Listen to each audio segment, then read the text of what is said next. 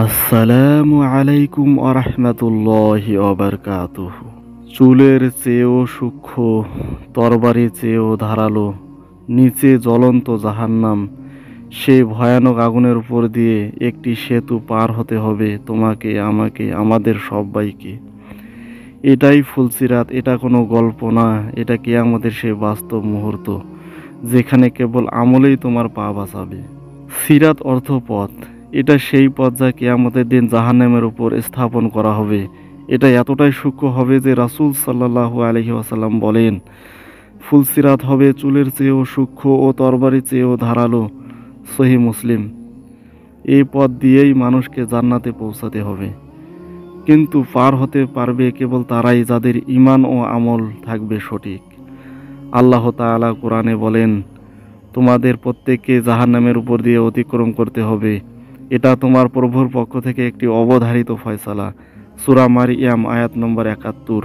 কিয়ামতের সেই দিনে সবাই ফুলসিরাতে পার হওয়ার জন্য লাইনে দাঁড়িয়ে থাকবে।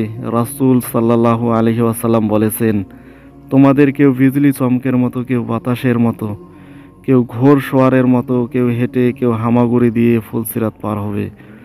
সহিহ মুসলিম।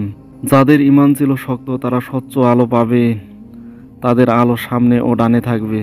তারা দ্রুত গতিতে পার হবেন, জান্নাতের দরজার দিকে এগিয়ে যাবেন। কিন্তু যাদের ঈমান দুর্বল ছিল তাদের আলো হবে ক্ষীণ, তাদের চলা হবে ধীর, আর ভয়ভীতি তাদের গ্রাস করবে। আর যারা পড়ে যাবে, ফুলসিরাতের নিচে থাকবে জাহান্নাম। রাসূল সাল্লাল্লাহু আলাইহি ওয়াসাল্লাম বলেছেন, সেই সেতুর দুপাশে কাঁটা থাকবে যেগুলো লোকজনকে আঁকড়ে ধরে নিচে ফেলে দেবে। সহিহ বুখারী ও মুসলিম। যাদের আমল খারাপ, যারা কুফরি, জিনা, অন্যায় করে গেছে, তারা সেই কাঁটার ফাঁদে পড়বে।